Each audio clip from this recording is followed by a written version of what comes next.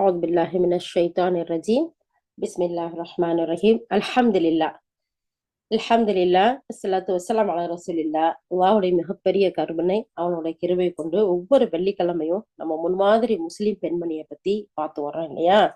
அல்ஹம்துலில்லா. அதுல முன்மாதிரியான ஒரு முஸ்லிம் பெண்மணி, அல்லாஹுக்கு கட்டுப்படக்கூடிய ஒரு பெண் எப்படியெல்லாம் நடந்துக்கிறவா தன்னுடைய வாழ்க்கையில ஒவ்வொரு சந்தர்ப்பத்திலையும் ஒவ்வொரு கட்டத்திலையும் அப்படிங்கிறத பார்த்து வர்றோம். இன்னைக்கு நம்ம பார்க்கக்கூடிய தலைப்பு என்ன அப்படின்னு சொல்லி பார்த்தோம்னா, ஒரு முன்மாதிரியான ஒரு முஸ்லிம் பெண்மணி எப்போதும் அவளுடைய நோக்கம் அல்லாஹுடைய திருப்தியா இருக்கும்.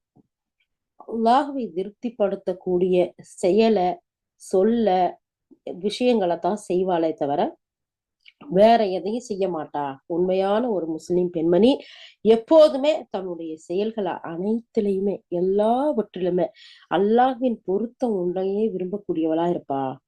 நுட்பமான இந்த தராசு தான் அவளுடைய செயல்களை நிற்கக்கூடிய அளவுகோலா இருக்கும். எந்த தராசு? அல்லாஹுவின் விருப்பம், அல்லாஹுவின் பொருத்தம், அல்லாஹுடைய திருப்தி இதுல இருக்காங்கிற அளவுகோல்.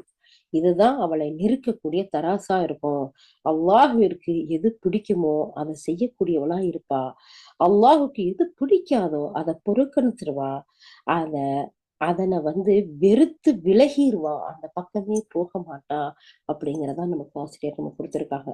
அது மட்டும் இல்ல, அல்லாஹுக்கு விருப்பமானது ஒரு பக்கம், மக்களுக்கு விருப்பமானது இன்னொரு பக்கம். இந்த ரெண்டுக்கும் இடையில முரண்பாடு ஏற்பட்டா இந்த முன்மாதிரியான ஒரு முஸ்லிம் பெண்மணி, அல்லாஹுடைய திருப்தியை நாடக்கூடிய ஒரு பெண், தடுமாற்றமோ தர்க்கமோ தயக்கமோ எதுவுமே இல்லாம அல்லாஹுடைய விருப்பத்தை தேர்ந்தெடுக்கக்கூடியவளா இருப்பா.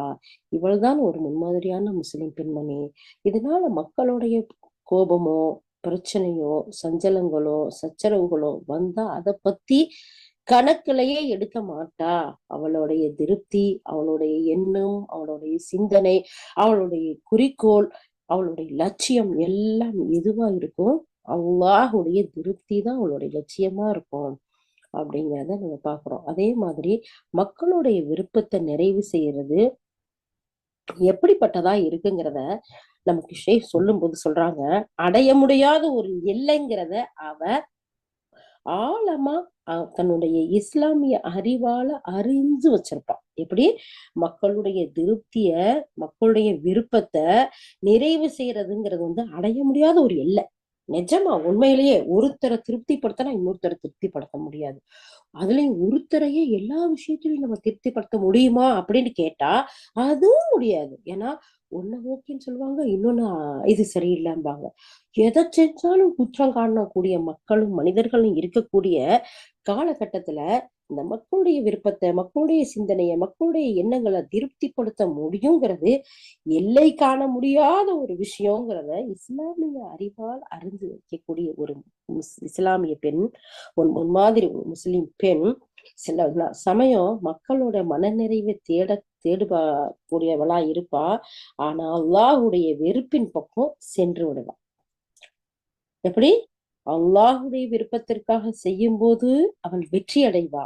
சில சமயம் மக்களுடைய மனநிறைவை தேடக்கூடிய நிலைமையில இருந்தா அல்லாஹுடைய வெறுப்பின் பக்கம் சென்று விடலாம். இதை பத்தி தெரிஞ்சு அறிஞ்சு வைத்திருக்கக்கூடிய ஒரு பெண்மணி அதில் தவறு செய்ய மாட்டாள், சருகி விட மாட்டாள். எந்த நேரமும் மக்களின் விருப்பமோ அடைய முடியாத எல்லைங்கிறத உணர்ந்து அல்லாஹின் பக்கம் திரும்பக்கூடியவளா, அல்லாஹின் திருப்தியின் பக்கம் நிற்கக்கூடியவளா இருப்பா.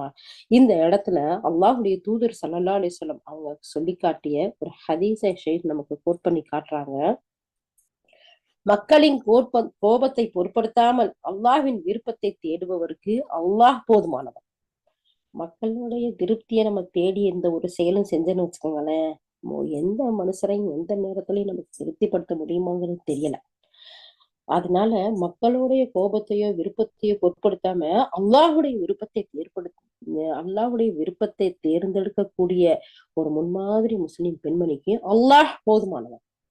அவன் மக்களால் ஏற்படக்கூடிய எல்லா சிரமத்தை விட்டும் அந்த மனிதரை, அவளை, அதுலயும் முன்மாதிரி ஒரு முஸ்லிம் பெண்மணியை அல்லாஹ் காத்துக்கொள்வான், பாதுகாத்துக் கொள்வான்.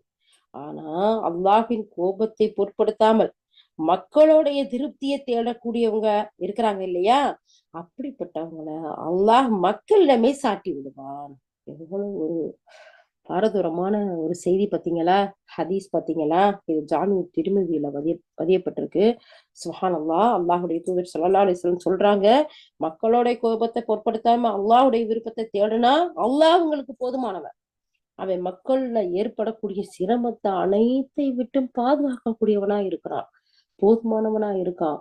நம்மள சுப்ஹானல்லாஹ் பாதுகாப்பு வளையத்தை நமக்கு ஏற்படுத்தக்கூடியவனா இருக்கான். ஆனா அல்லாஹ்வுடைய விருப்பத்தை கொஞ்சமும் கண்டுக்கிறாம, அல்லாஹ்வுடைய கோபத்தை பத்தி பொருட்படுத்தாம, மக்களை திருப்திப்படுத்தக்கூடிய விஷயத்துல முதன்மைப்படுத்தி அதுக்கு முன்னுரிமை கொடுத்து வாழக்கூடியவருக்கு அல்லாஹ் அந்த மக்களின் பக்கமே, அவங்களுடைய திருப்தியை தேடுறதின் பக்கமே, மக்களின் பக்கமே சாட்டி விடுறான் அப்படிங்கிற ஒரு செய்தியை அல்லாஹுடைய தூதர் சொல்றாங்க. அப்போ இதையெல்லாம் அறிந்த ஒரு முன்மாதிரி முஸ்லிம் பெண்மணி நுட்பமான தராசு எது?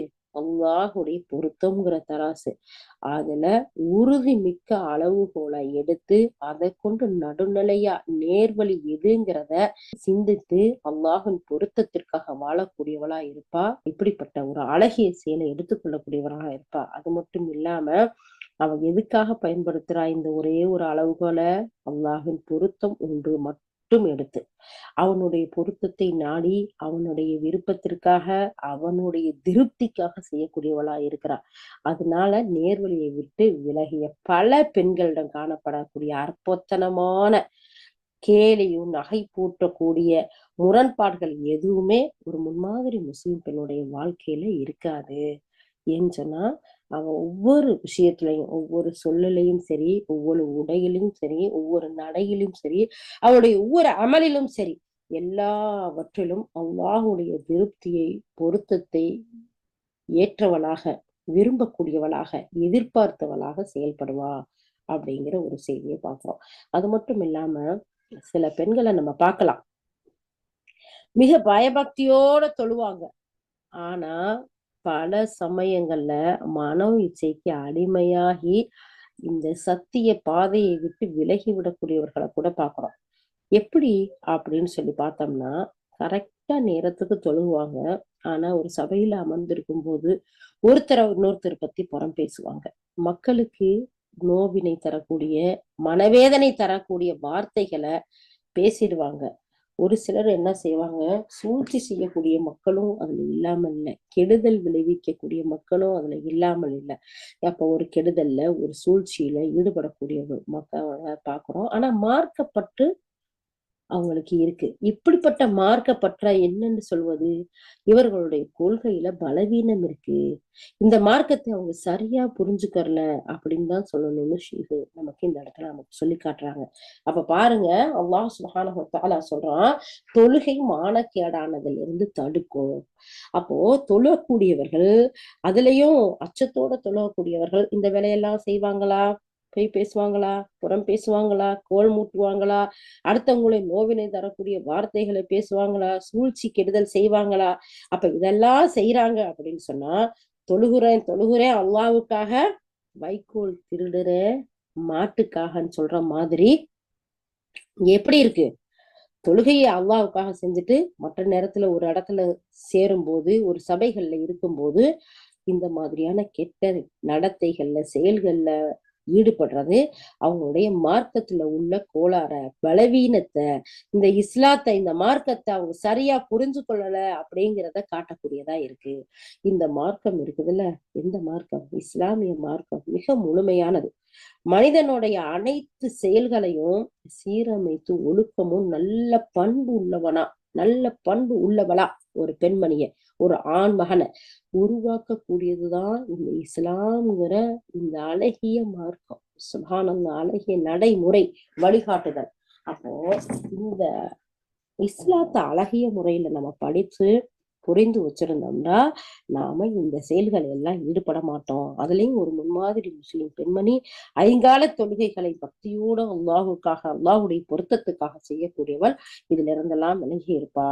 மனிதனுடைய சொல்லு செயல் அனைத்துமே அல்லாஹுடைய விருப்பத்திற்கு ஏற்ப இருக்கணும், அவனுடைய வழிகாட்டலுக்கு ஏற்ப அமையணும். அப்படிங்கிறதா இஸ்லாம் கற்றுக் கொடுத்த மிக சரியான பண்பு. இதை பிரதிபலிப்பதா நம்முடைய வாழ்க்கை, நம்முடைய நடைமுறை, நம்முடைய ஒழுக்க பண்பு நம்மளுக்கு அமையணும். இதுல பாருங்க, சில விஷயத்த அல்லாஹ்வுக்கு கட்டுப்பட்டு சிலவற்றில் மாறு செய்து சில இடத்துல அவனுக்கு கட்டுப்பட்டு நடக்கிறது செயல்களுக்கு மனோ இச்சையாவுடைய அளவுகோலா எடுத்துக்கொள்ற பெண்களை பாதி முஸ்லிம்கள் அப்படின்னு சொல்லணும். ஏன்னா பாதியா அல்லாஹ்வுக்கு கட்டுப்பட்டு நடக்கிறாங்க, மீதிய மனோ இச்சைப்படி நடக்கிறாங்க. இப்படிப்பட்ட பெண்களை எதுல சேர்க்கிறது? அரை முஸ்லிம், பாதி முஸ்லிம் அப்படின்னு சொல்லக்கூடிய ஒரு வகையில தான் சேர்க்கக்கூடிய வகையில இருக்கு. ஏன்னு சொன்னா கொள்கை ரீதியா, வழிமுறை ரீதியா பின்தங்கியுள்ள இன்றைய முஸ்லிம் பெண்கள் இந்த காலகட்டத்துல இந்த மாதிரியான நிலைமையில சிக்கி தவிக்கக்கூடியவர்களை இந்த காலத்துல நம்ம பாக்குறோம். இது பெரும்பாலான மக்களின் நோய்களா இருக்கு அப்படிங்கிறதா. நோய்கள் பல வகை இருக்கு. அதுல அல்லாஹ்வுடைய திருப்தியை விட்டுட்டு பாதி இஸ்லாம் பாதி மாடர்ன், அதுக்கு என்ன சொல்றாங்க, மாடர்ன் இஸ்லாம்னு சொல்றாங்க.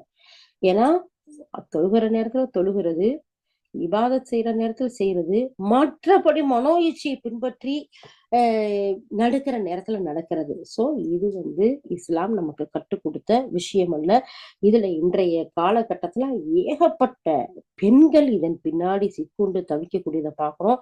இது ஒரு நோய். இந்த நோய்களிலிருந்து ஒரு முன்மாதிரி முஸ்லிம் பெண்மணி தவிர்ந்து இருப்பா. இந்த இஸ்லாத்தை அல்லாஹும் அல்லாஹுடைய ரசூலும் சொல்லி கொடுத்த அழகிய வழிகாட்டுதல் படி நடந்து அவனுடைய திருப்தியை முதன்மையா வச்சு ஒவ்வொரு செயல்படக்கூடியவளா இருப்பா அப்படிங்கிறத நமக்கு ஆசிரியர் மருத்துவ நமக்கு சொல்லி கொடுக்குறாங்க. அது மட்டும் இல்ல, அல்லாஹ்வை வணங்கி அவனுக்கு அடிமையா வாழ்வா. அவளுடைய ஒவ்வொரு நடத்தைகளும் அல்லாஹ்வுக்கு வணக்கம் செலுத்தக்கூடியதா அமையும். அது எப்படி அப்படின்னு சொன்னா, மார்க்க நெறிமுறைகளை சரியா பின்பற்றுகின்ற ஒரு முஸ்லிம் பெண் நாம இந்த உலக வாழ்வில பெரும் நோக்கத்துக்காக படைக்கப்பட்டிருக்கிறோங்கிறத மிக ஆழமா நம்பிக்கை கொண்டிருப்பா. அந்த நோக்கத்தை கண்ணியமிக்க இறைவன் நமக்கு வரையறுத்து கொடுத்திருக்கிறான். எப்படி வரையறுத்து கொடுத்திருக்கிறான்? 51வது அத்தியாயத்துல 56வது வசனத்துல சூரா தாரியாத் அல்லாஹ் சுப்ஹானஹு வ தஆலா சொல்றான், ஜின்களையும் மனிதர்களையும் எனக்கு கீழ்ப்படிந்து என்னை வணங்குவதற்காக அன்றி வேற எதற்காகவும் நான் படைக்கல. அப்போ அன்றாட பழக்கப்பட்ட வேலைகளை செய்யறதுல இந்த உலகத்தின் அலங்காரம் மற்றும் நல்ல பொருட்களை கொண்டு இன்பம் பெறதுல நேரத்தை கழிப்பது தான் வாழ்க்கை அப்படிங்கிறது ஒரு முஸ்லிம் பெண்ணோட அகராதியிலேயே இருக்காது. என்னன்னு சொல்லுவா, அன்றாட வேலைகளை காலையில எந்திரிச்சோமா, தூங்கி எந்திரிச்சதுல இருந்து நைட்டு படுக்க போற வரைக்கும் நம்ம டிஃபன் செய்யறது, அடுத்து கிச்சன் கிளீன் பண்றது, அப்புறம் சமைக்கிறது, அப்புறம் வெளியே போறது, அப்புறம் ஷாப்பிங் பண்றது, அப்புறம் வெளியில போய் கொஞ்சம் சுத்திட்டு வர்றது, இப்படி பொழுதுபோக்கு அப்படி இருக்கிறது. இதுதான் நம்மளுடைய வாழ்க்கை. ஆக்குறது, பொங்குறது, சாப்பிடுறது, என்ஜாய் பண்றது, சந்தோஷமா சுத்திட்டு வர்றது, இன்னும் தேவைப்பட்டா நல்லா நீ பாதுகாத்துடணும், தடை செய்யப்பட்ட இடங்களுக்கு போய் அந்த சந்தோஷங்களை அனுபவிக்கிறது.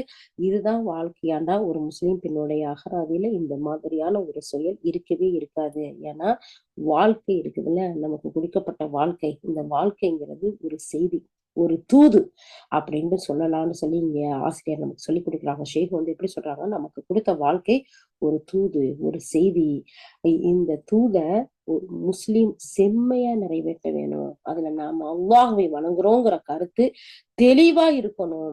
அதுக்கு என்ன வழியெல்லாம் இருக்குங்கிறத தன்னுடைய எல்லா செயல்கள்லையும் அவ பார்க்கக்கூடியவளா இருப்பா.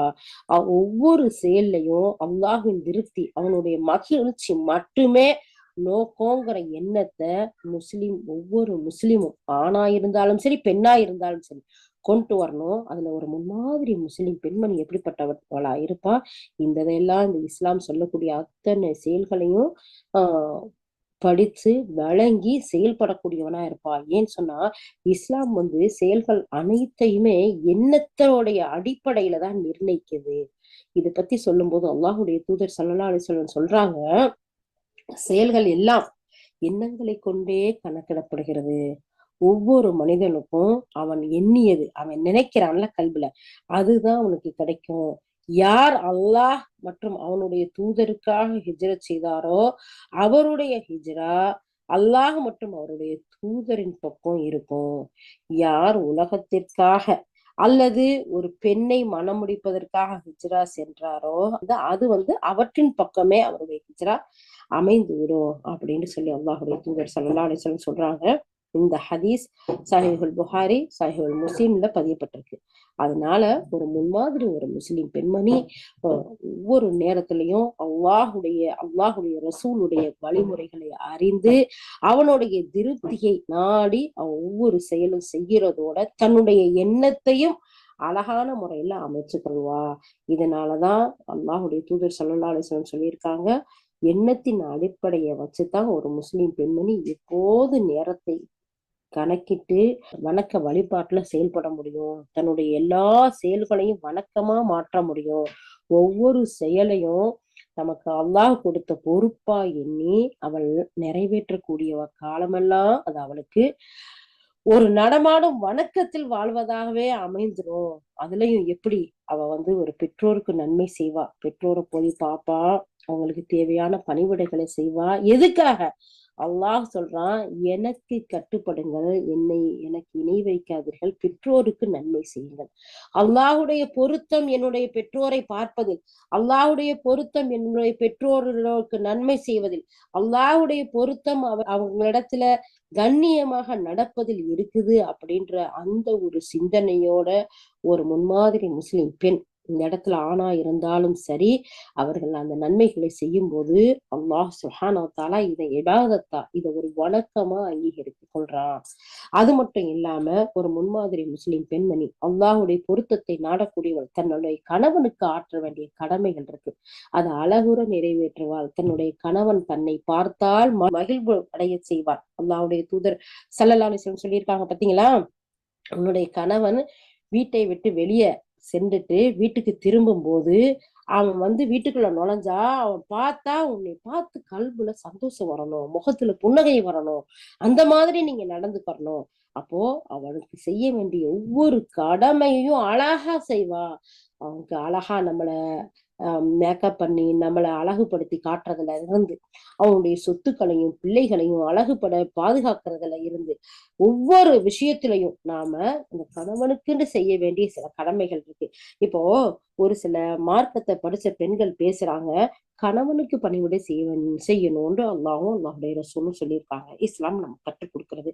கணவனுடைய பெற்றோருக்குமா நம்ம எல்லாம் பார்க்கணும், கணவனுடைய குடும்பத்தாருக்குமா நம்ம செய்யணும் அப்படிங்கிறது அது நமக்கு கடமை இல்லையே, அது அல்லாஹ் நமக்கு ஏவலையே அப்படின்னு சொல்றாங்க. சுப்ஹானல்லாஹ். அந்த கணவனை பெற்று கொடுத்தது யாரு? அந்த தாய் தந்தன் இல்லையா? அந்த குடும்பத்தார் இல்லையா? அப்ப அந்த கணவன் யாருக்காக சம்பாதிக்க வீட்டை விட்டு வெளியே போயிருக்கிறாரு? இந்த மனைவி, இந்த பிள்ளைகள், அந்த பெற்றோர் எல்லாரையும் பாக்குறதுக்கு. அப்ப அவர் போயிருக்கிற நேரத்துல அவருக்காக, அவருடைய பெற்றோரை அல்லாஹுடைய பொருத்தத்திற்காக நாம பேணும் போது, அவர்களுக்கு நன்மை செய்யும் போது, அவர்கள் நல்ல உறவாடும் போது, அவர்களுக்கு பணிவிடை செய்யும் போது அல்லாஹ் சுப்ஹானஹு வ தஆலாவுடைய மேலதிக பொருத்தம் நமக்கு கிடைக்குதா இல்லையா? எவ்வளவு பெரிய அன்புக்கும் கணவனுடைய அன்புக்கு முதல்ல நம்ம உரியவர்களா ஆகிறோம். அதுக்கு அடுத்து அந்த பெற்றோர்கள், அவர்கள் பெரியவர்கள், அவர்கள் எப்படி கல்பு குளிர துவா செய்வாங்க, அந்த துவாவுக்கு நம்ம பொருத்தமானவர்கள் ஆகிறோம். அதுக்கடுத்து நம்முடைய நியத்து எப்படிப்பட்ட நியத்தா இருக்கு? என்னுடைய கணவனை பெற்றுக் கொடுத்த தாய் தந்தை, என்னுடைய கணவனை அழகிய முறையில் வளர்த்தெடுத்து கொடுத்த தாய் தந்தை, என்னுடைய கணவனை அழகிய முறையில் அல்லாஹுக்கு கட்டுப்படக்கூடிய ஒரு மனிதனாக உருவாக்க காரணமாக இருந்த தாய் தந்தைக்கு நான் பணிவிடை செய்யறேன், அவங்களோட அன்போட நடந்துக்கிறேன், அவங்களோட இரக்கத்தோட நடந்துக்கிறேன், அவங்களோட கனிவோட நடந்துக்கிறேன் அப்படின்னு சொல்லி நம்ம ஒரு அழகிய எண்ணத்தோட நம்மளுடைய இந்த எண்ணத்தை சரி செஞ்சு நம்ம செய்யும் போது, இதை சரி செய்யாமையும் நம்ம செய்யலாம். ஆனா அதுக்கு கூலிகள் ரொம்பவே கம்மி. ஆனா இப்படி நம்ம செய்யும் போது அல்லாஹுடையத்துல நமக்கு எவ்வளவு பெரிய அன்பும் அவனுடைய அழகான அற்கொடைகளுக்கும் நம்ம குடும்பத்தாருடைய அழகிய ஒரு பொருத்தத்துக்கு நம்ம ஆளாகிறோம் பாத்தீங்களா? அப்போ பெற்றோருக்கு நன்மை செய்யறதுலயும் அல்லாஹுடைய பொருத்தத்தை எதிர்பார்த்து செய்வா. கணவனுக்கு ஆற்ற வேண்டிய கடமைகளையும் அழகா நிறைவேற்றுவா. எதிர்பார்த்து? அல்லாஹுடைய பொருத்தத்தை எதிர்பார்த்து. அந்த இடத்துல சில நிறை குறைகள் இருந்தாலும் அல்லாஹ் உனக்காக நான் இதை செய்யறேன் அல்லாஹ் அப்படிங்கிற ஒரு எண்ணத்துல நம்ம செய்யும் போது, அவர்கள் ஒரு நிறைய சொன்னாலும் சரி, குறைய சொன்னாலும் சரி, நமக்கு எப்படி இருக்கும்? ஏமாற்றங்கள் வராது. எதிர்பார்ப்பு இருக்கிற இடத்துல தானே ஏமாற்றம் வரும். நாம எங்க யார் இடத்துல எதிர்பார்ப்பு வச்சிருக்கோம்? நம்மளை படைத்த ரப்பு கிட்ட எதிர்பார்ப்பு வச்சிருக்கோம். அவனுடைய கட்டளைக்கு கட்டுப்பட்டு நம்ம பெற்றோர்களுக்கு உதவி செய்யறோம், நன்மை செய்யறோம், அவங்கள சீன்னு கூட சொல்லாம இருக்கோம், அவங்கள்ட்ட கரிசனமா கனிவா நடந்துக்கிறோம், கணவனுக்கு செய்ய வேண்டிய கடமைகளை அழகாக செய்யறோம், கணவனுடைய குடும்பத்தாருக்கும் பெற்றோருக்கும் நம்ம அழகாக நடந்துக்கிறோம். அப்படிங்கையில யாருக்காக செய்யறோம்? அல்லாஹ்வுக்காக செய்யறோம். மனிதர்கள் மாதிரி கஞ்சத்தனம் உள்ளவன் இல்ல அல்லாஹ். அல்லாஹ் சுப்ஹானஹு வ தஆலா அவனுக்காக செய்யும் போது ஒவ்வொன்றுக்கு அளவெல்லா கூலிய அள்ளி கொடுக்கக்கூடியவனா இருக்கான். சுப்ஹானல்லாஹ். அதுக்கடுத்து பிள்ளைகளை ஒழுக்கத்தோடு வளர்க்கக்கூடியவனா இருக்கா. உண்மையிலேயே ஒரு பெரும் பொறுப்பு. பிள்ளைகள்ங்கிறது ஒரு சமுதாயம். அந்த சமுதாயத்தை உருவாக்கக்கூடிய பொறுப்பு அல்லாஹ் சுப்ஹானஹு வ தஆலா பெண்கள்கிட்ட கொடுத்திருக்கான்டா. அவளுக்குத்தான் அந்த பொறுமை, அவளுக்குத்தான் அந்த சகிப்புத்தன்மை, அவளுக்குத்தான் அந்த விட்டு கொடுக்கக்கூடிய அழகிய பண்பு.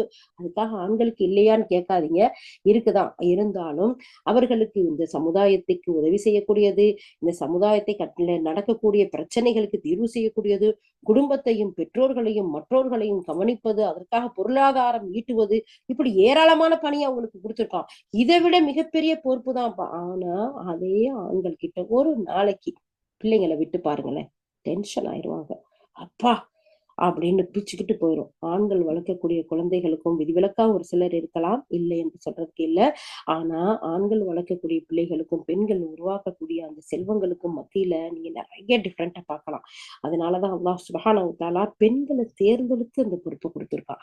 பிள்ளைகளை உருவாக்கக்கூடியது, ஒழுக்கங்களை கற்றுக் கொடுக்கக்கூடியது, எந்த வயசுல எந்த நேரத்துல எதை சொல்லணும், எப்படி சொல்லணும், எங்க சொல்லணும் அப்படின்னு சொல்லிட்டு ஒரு பெண் மார்க்கப்பட்டுள்ளவளாக இந்த இஸ்லாத்தை அழகிய முறையில் தெரிந்து விளங்கி நடக்கக்கூடியவளா இருந்தா அவள் வளர்க்கக்கூடிய பிள்ளைகளுடைய வளர்ப்பே அல்ஹம்துலில்லாஹ் திருப்திகரமா இருக்கும். அப்ப பிள்ளைகளை ஒழுக்கத்தோட வளர்ப்பா. இதுவும் இபாதத், மிகப்பெரிய இபாதத், மிகப்பெரிய சதக்கத்துல் ஜாரியா. இன்னைக்கு நிறைய பேர் இதுல தவறு விடுறாங்க, கோட்டை விடுறாங்க, அலட்சியமா இருக்காங்க. தன்னுடைய இன்பமும் தன்னுடைய வேலைகளும் தன்னுடைய மற்ற வேலை செயல்களும் நடக்கணுங்கிறதுக்காக புள்ள பிறந்த 3 மாசத்து புள்ளையில இருந்து போனுங்கிற ஒரு அழகான ஒரு மீடியா இப்ப வந்திருக்கு. அதை கையில கொடுத்து அப்ப இருந்து இந்த பிள்ளைங்களை தேவையில்லாத விஷயங்கள் சிந்தனைகளை எல்லாம் பார்க்க விட்டு அந்த பிள்ளைங்களை அதுலயே போய் எவ்வளவு பிள்ளைங்களுக்கு அதை பாக்குறதுல அப்படியே அதுலயே பார்த்து பேச்சே இல்லாம போயிருது. 2 வயசு 3 வயசுக்கு மேலதான் ரெகனைஸ் பண்றாங்க. அதுக்கு பின்னாடி அழகாங்க பரிதவிக்கிறாங்க. ஏன்னு சொன்னா பேசுறதுக்கு வேலை இல்லை. பாருங்களேன், வீட்டுல குடும்பத்துல 5 பேர் இருந்தா முதல்ல ஆளாளுக்கு ஒண்ணு சொல்லுவோம். என்னமா செய்றீங்க? இவ்வளவு நேரம் வேலை பார்த்துட்டு இருக்க, கொஞ்ச நேரம் உட்கார, இல்ல இந்த வேலையை மட்டும் முடிச்சுட்டு வந்துடுறேன். அந்த உறவுகள்லாம் இல்லை. இன்னைக்கு ஒவ்வொருத்தரும் இருக்கக்கூடிய இடத்துல பாருங்க, 5 பேர் இருந்தாங்கன்னா 5 பேரும் 5 போனு, 5 பேரும் அவங்களா சிரிக்கிறாங்க, அவங்களா பேசுறாங்க, அவங்களா இருக்கிறாங்க. ஏதோ ஒரு வேர்ல்டுல அவங்க வாழ்றாங்க. இந்த பழக்கங்களை நம்ம கண்டிப்பா போக்கணும். நம்மளுடைய பிள்ளைகள் விஷயத்துல அழகான முறையில திட்டமிடணும். நம்ம பிள்ளைங்களுக்கு எதெல்லாம் சொல்லி கொடுக்கணும். பாருங்களேன், உறவுகளை பத்தி அவங்களுக்கு தெரியும். அவங்க வீட்டுக்கு வந்தா எப்படி பேசுறதுன்னு பேசுவாங்க. நம்ம பிள்ளைங்கள்ட்ட நிறைய பேச்சு கொடுத்து பாருங்களேன், அவங்க அவ்வளவு அறிவா அவ்வளவு முத்து முத்தா பேசுவாங்க. ஆனா இன்னைக்கு இருக்க பிள்ளைங்க எல்லாம் ஒரே கேமை பார்த்து அப்படி இருக்கமா முகத்துல பிள்ளைங்களுக்கு சிரிப்பு இல்லாம ஒரு ஆக்டிவ் இல்லாம இருக்கிறத நம்ம பாக்குறோம். அப்போ ஒரு முன்மாதிரி ஒரு முஸ்லிம் பெண்மணி தன்னுடைய பிள்ளைகளை இஸ்லாமிய அடிப்படையில வளர்க்கணுங்கிற ஒரு பெண்மணி இதையெல்லாம் பேணக்கூடியவளா இருப்பா. பிள்ளைகளை ஒழுக்கத்தோடு வளர்ப்பா, பிள்ளைகளை பாதுகாப்பா வளர்ப்பா. அந்த பிள்ளைகள் நமக்கு கிடைத்த அமானிதம் அப்படிங்கிறத பேணி வளர்க்கக்கூடியவளா இருப்பா. அதே நேரத்துல வீட்டு வேலைகளை செய்யறது, இந்த வீட்டு வேலைகளை வீட்டை சுத்தமா வச்சிருக்கிறது, நாம் சுத்தம், நாம இருக்கக்கூடிய இடம் சுத்தம், நாம் உடுத்தக்கூடிய உடை சுத்தம். இது 3 எதுக்கு தேவை? தொழுகைக்கு தேவை.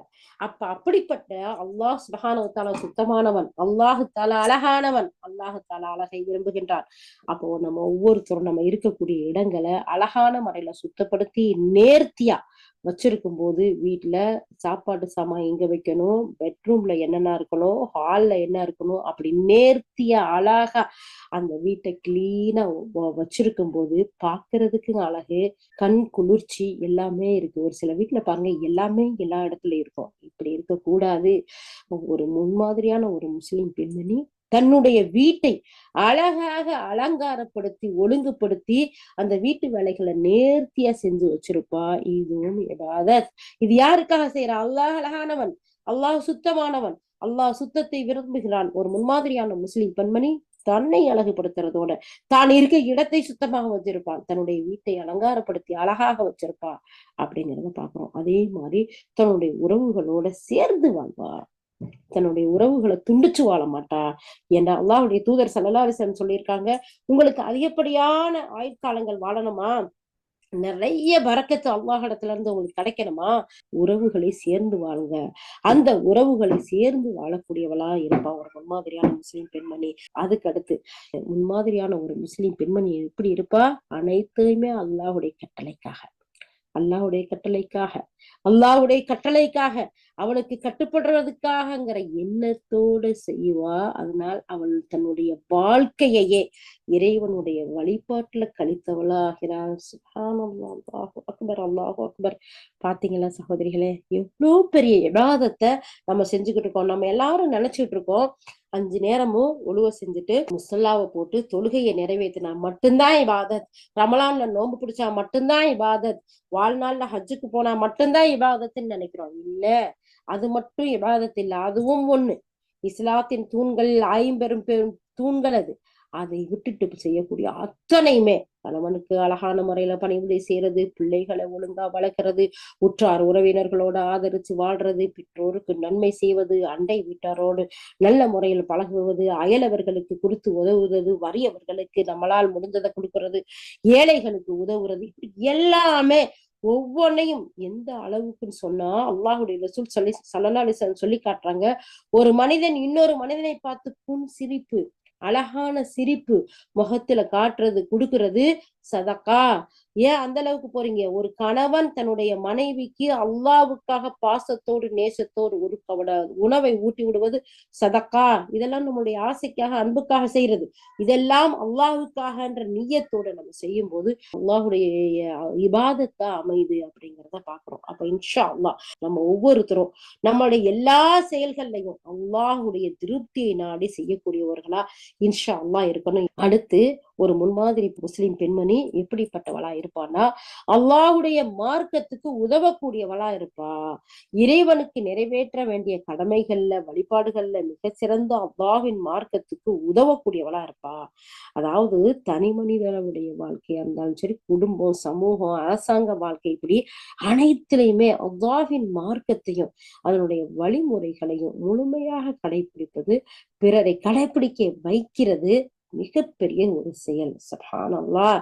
தனது வாழ்க்கையிலும் பிற முஸ்லிம்களுடைய வாழ்க்கையிலும் இந்த கடமை பேணாத முஸ்லிம் பெண்ணின் இறை வழிபாடு குறையுடையது.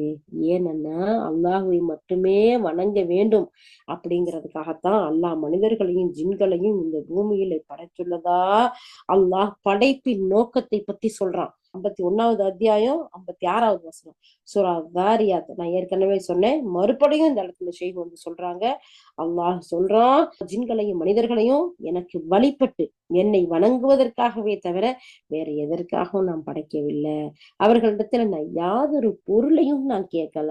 அப்ப அதனுடைய படைப்பினுடைய நோக்கம் முழுமையா அடைவதற்கு அல்லாஹ்வின் மார்க்கமும் அவனுடைய ஏகத்துவ முழக்கமும், அதாவது லா இலாஹ இல்லல்லாஹ் முஹம்மது ரசூலுல்லாஹ், வணக்கத்திற்குரிய நாயன் அல்லாஹ்வை தவிர வேற யாரும் இல்லை, முஹம்மது நபி ஸல்லல்லாஹு அலைஹி வஸல்லம் அவங்க அல்லாஹ்வுடைய தூதரா இருக்கிறாங்க அப்படிங்கிறதுல இந்த பூமியில ஓங்கி ஒழிக்க வேணும் அப்படின்னு சொன்னா, இந்த மார்க்கத்துக்காக உதவி செய்யக்கூடியவளா, இந்த மார்க்கத்துக்காக பாடுபடக்கூடியவளா ஒரு முன்மாதிரி முஸ்லிம் பெண்மணி இருப்பாங்கிறதுல எந்த சந்தேகம் இல்லை.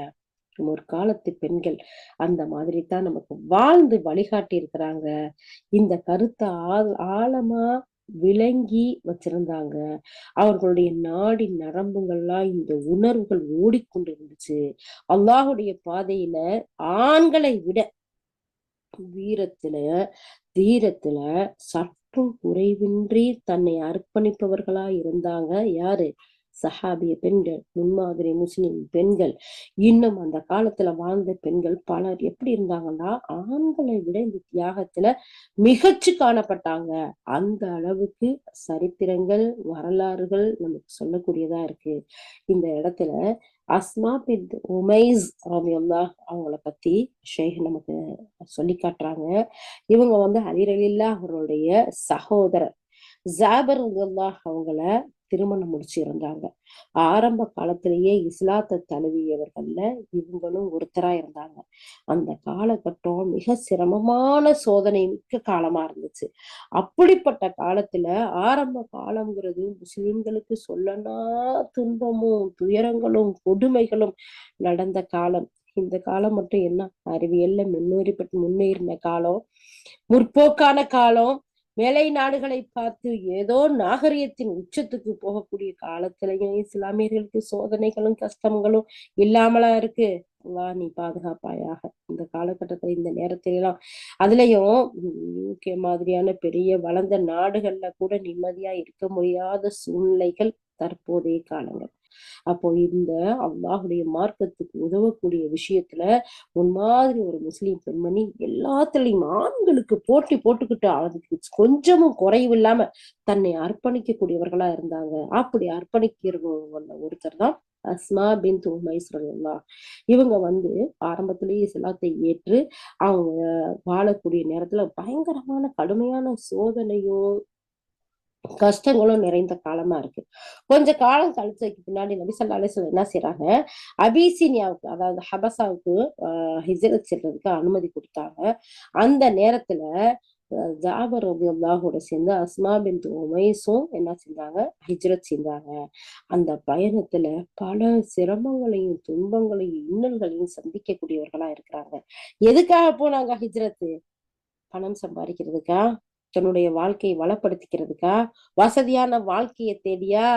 சுப்ஹானல்லாஹ் சுப்ஹானல்லாஹ். அல்லாஹுக்காக, அவங்க ஓரிரை கொள்கைக்காக, ஒரே ஒரு இறைவனை ஏற்று வாழ முடியல அப்படிங்கிறதுக்காக தன்னுடைய எல்லாவற்றையும் இழந்து அல்லாஹுக்காக ஹிஜ்ரத் செய்த முதல் பெண்மணியாக குடும்பத்தை சேர்ந்தவர்களாக இருக்கிறாங்க. அதன் மூலமா பல சிரமங்களையும் துன்பங்களையும் சந்திக்கிறாங்க.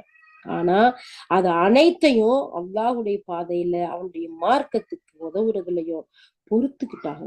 ஒரு சமயம் உமர் ரலியல்லாஹு அந்த அஸ்மா பின் உமைஸ பார்த்து நகைச்சுவையா அவங்க சொல்றாங்க, அஸ்மாவை பார்த்து எப்படி சொன்னாங்கன்னா, ஓ ஹபசி பெண்மணியே, உங்களை விட நாங்களே ஹிஜ்ராவில் முந்தியவர்கள் அப்படின்னு சொல்றாங்க. யாரு? உமர் ரலியல்லாஹு அஸ்மா பின் உமைஸ பார்த்து உங்களை விட நாங்க ஹிஜ்ராவுல முந்திட்டோமே அப்படின்னு சொல்றாங்க. உடனே இதை கேட்டு அஸ்மா ரலியல்லாஹு சொல்றாங்க, அல்லாஹ்மே சத்தியமா நீங்க உண்மைதான் சொன்னீங்க. நீங்க அல்லாஹ்வின் தூதரிடம் இருந்தீங்க. அவருக்கு உங்களுக்கு பசித்தவருக்கு உணவளிக்க சொன்னாங்க, அறியாதவர்களுக்கு கல்வியை வழங்கி தந்தாங்க. நாங்களோ அவங்கள விட்டு தூரமா துரத்தப்பட்டிருந்தோம். அறிந்து கொள்ளுங்கள், அல்லாஹ்வின் மீது சத்தியமா நான் அல்லாஹ்வுடைய தூதர்கிட்ட போய் இதை நான் சொல்லுவேன் அப்படின்னு சொல்லிட்டு அல்லாஹ்வுடைய தூதர் ஸல்லல்லாஹு அலைஹி வஸல்லம் அவங்கள்ட்ட அஸ்மா பின் உமைஸ் வர்றாங்க. அல்லாஹ்வுடைய தூதரே, சிலர் எங்களை குத்தி குத்தி பேசுறாங்க. முதலாவது ஹிஜ்ரா சென்றவங்கள்ல நாங்க ஆக மாட்டோம்னு சொல்றாங்க. இப்படி அப்படின்னு சொல்லிட்டு அல்லாஹ்வுடைய தூதர்கிட்ட அஸ்மா பின் உமைஸ் ரலியல்லாஹு முறையிடுறாங்க. அதுக்கு நபி ஸல்லல்லாஹு அலைஹி வஸல்லம் அவங்க கேட்டுட்டு அந்த பெண்மணிக்கு பாருங்களேன் எவ்வளவு அழகா ஆறுதல் சொல்றாங்கன்னு சொல்லிட்டு, இல்ல இல்ல உங்களுக்கு 2 ஹிஜ்ரா உண்டு. இப்படி உங்களுக்கு ஹிஜ்ரா நாங்க முதல்ல செஞ்சதுல நாங்க இல்லைன்னு சொல்லி உமர் ரலியல்லாஹு சொன்னாங்களா? இல்ல இல்ல இல்ல உங்களுக்கு 2 ஹிஜ்ரத் உண்டு. என்ன? நாங்க மக்காவுல இருந்த போது நீங்க ஹபசாவுக்கு சென்றீங்க, அது ஒரு ஹிஜ்ரா. பிறகு நாங்க மதினா வந்ததுக்கு பின்னாடி எங்களிடம் ஹிஜ்ரத் செய்து வந்தீங்க, அது ஒரு ஹிஜ்ரா அப்படின்னு சொல்லிட்டு அல்லாஹுடைய தூதர் ஸல்லல்லாஹு அலைஹி வஸல்லம் அஸ்மா பின்த் உமைஸ் ரலியல்லாஹு அன்ஹா அவர்களை பாராட்டி திருப்திப்படக்கூடிய அளவுல பேசுறாங்க. இந்த செய்தி தபாகத் இப்னு ஸஅத் அப்படிங்கிறதுல பதியப்பட்டிருக்கு அப்படின்னு சொல்றாங்க. அதே மாதிரி அஸ்மா ரலியல்லாஹு அந்த இடத்துல எவ்வளவு அழகா ஹபசியாவுக்கு ஹிஜ்ரத் சென்றவர்களுடைய சிறப்பை நிரூபித்து விட்டாங்க பாருங்க. சுப்ஹானல்லாஹ். அவங்க அதோட விட்டுட்டு போயிருந்தா இந்த சிறப்பு அல்லாஹுடைய தூதருடைய வாயிலிருந்து உங்களுக்கு கிடைச்சிருக்காது. ஹிஜ்ரா செய்து சென்ற இந்த சிறிய குழுவுல உள்ள சிறப்ப அல்லாஹுடைய தூதர் ஸல்லல்லாஹு அலைஹி வஸல்லம் அவங்களுடைய நாவின் வாயிலாகவே வர வச்சாங்க. ஆமா, அல்லாஹுவின் தூதர் அவர்களுக்கு செய்த உதவியும், அல்லாஹ்வின் பாதையில அவங்க ஊர் மற்றும் குடும்பத்தினர் அனைவரையும் அல்லாஹ்வுக்காக துறந்து சென்றதும் மிகப்பெரிய சிறப்பு அப்படிங்கிறத இந்த இடத்துல சொல்றாங்க. அல்லாஹ்வுடைய தூதர் ஸல்லல்லாஹு அலைஹி வஸல்லம் மக்காவுல இருக்கும்போது சுப்ஹானல்லாஹ், இந்த நிகழ்வுகள்லாம் பாருங்களேன். அல்லாஹு அக்பர். பெண்களாகி அவர்கள் விவாதத்துல மட்டும் குறிக்கோளா இல்ல, குடும்பத்துல மட்டும் குறிக்கோளா இல்ல, அதுல மட்டும் அவங்க அல்லாஹ் ரசூலை பின்பற்றி வாழல, இந்த மார்க்கத்துக்கு உதவி செய்யறதுலயும், இந்த மார்க்கத்தை பேணி நடக்கிறதுலயும், ஹிஜ்ராவுடைய விஷயத்திலையும் அவங்க எந்த அளவுக்கு செயல்பட்டு இருக்காங்க பாத்தீங்களா? அஸ்மா பின் உமைஸ் ரலியல்லாஹ் தன்னுடைய ஹிஜ்ராவின் போது நடந்த நிகழ்வுகளை நிறைய இடத்துல சொல்றாங்க. அது மட்டும் இல்லாம இந்த இடத்துல அல்லாஹ்வுடைய தூதருடைய வாயிலேயே நீங்க 2 முறை ஹிஜ்ரா செஞ்ச பெருமைக்கு உரியவர்களா இருக்கீங்க அப்படிங்கிற ஒரு அழகிய சுப செய்தியும் பெற்றுக்கொள்றாங்க. இதே மாதிரியே தான் அல்லாஹ்வுடைய தூதர் ஸல்லல்லாஹு அலைஹி வஸல்லம் சொல்றாங்க, மக்காவுல இருக்கும்போது அகபா என்னும் இடத்துல அவங்களுக்கு உடன்படிக்கை நடக்குது. அந்த இடத்துல அன்சாரிகளோட ஒரு பெரிய ஒப்பந்தம் ஒண்ணு நடக்குது. அந்த ஒப்பந்தத்தை, அந்த பயத்தை வரலாற்றுல பயாத்துல் அக்கபா அப்படின்னு சொல்லி வரலாற்றுல பதிவு செய்யப்பட்டிருக்கு. இந்த ஒப்பந்தத்துல அல்லாஹ்வுடைய தூதர் ஸல்லல்லாஹு அலைஹி வஸல்லம் அவங்களுடைய அழைப்பு பணிக்கு இஸ்லாமிய பெண்களும் பங்காற்றியது குறிப்பிடத்தக்க விஷயம். சுப்ஹானல்லாஹ். பாத்தீங்களா? ஒரு முன்மாதிரியான முஸ்லிம் பெண்மணி, அல்லாஹ்வுடைய திருப்திக்காகவே வாழக்கூடியவள், அல்லாஹ்வுடைய பொருத்தத்தை நாடக்கூடியவள், ஹிஜ்ரா ஆண்கள் செய்யும் போது இவளும் சேர்ந்து ஹிஜ்ரா செய்யறா. அல்லாஹ்வுக்காக ஒப்பந்தம் செய்து அல்லாஹ்வையும் அல்லாஹ்வுடைய மார்க்கத்தையும் அல்லாஹ்வுடைய தூதருக்கும் அழகிய முறையில் உதவி செய்வதற்கு பயத்து செய்யறாங்க, உறுதிமொழி எடுக்கிறாங்க. அந்த உடன்படிக்கையிலையும் கொஞ்சமும் சளைக்காம ஆண்களோடு சேர்ந்து பெண்களும் அந்த அழைப்பு பணிக்கு அந்த உதவி செய்யக்கூடிய அந்த பயத்துல கலந்துக்கிறக்கூடியவங்களா இருக்கிறாங்க. சுப்ஹானல்லாஹ். அது மிகப்பெரிய வரலாற்று செய்தி. அன்சார்களுடைய குழுவுல நல்லறிவும் உயர் தகுதியும் உடைய 2 பெண்கள் கலந்து கொண்டாங்க. அவர்கள்தான் நசீபா பின் கஅப் அல்லாமா ஜீனியா ரலியல்லாஹு அன்ஹா அவர்களும், முஆத் இப்னு ஜபல் அவர்களுடைய தாயார் அஸ்மா பின்த் அம்ரு அஸ்-சுலமிய்யா ரலியல்லாஹு அன்ஹா அவங்களும் இறந்தாங்க. முஆதின் தாயார் அஸ்மா பின்த் அம்ரு ரலியல்லாஹு கைபர் போர்ல அல்லாஹ்வின் தூதர் ஸல்லல்லாஹு அலைஹி வஸல்லம் அவர்களோட கலந்து கொண்டு பெரும் பங்காற்றினாங்க. அப்ப பாத்தீங்களா, இந்த அகபா உடன்படிக்கையில 2 பெண்கள் கலந்துக்கிட்டாங்க.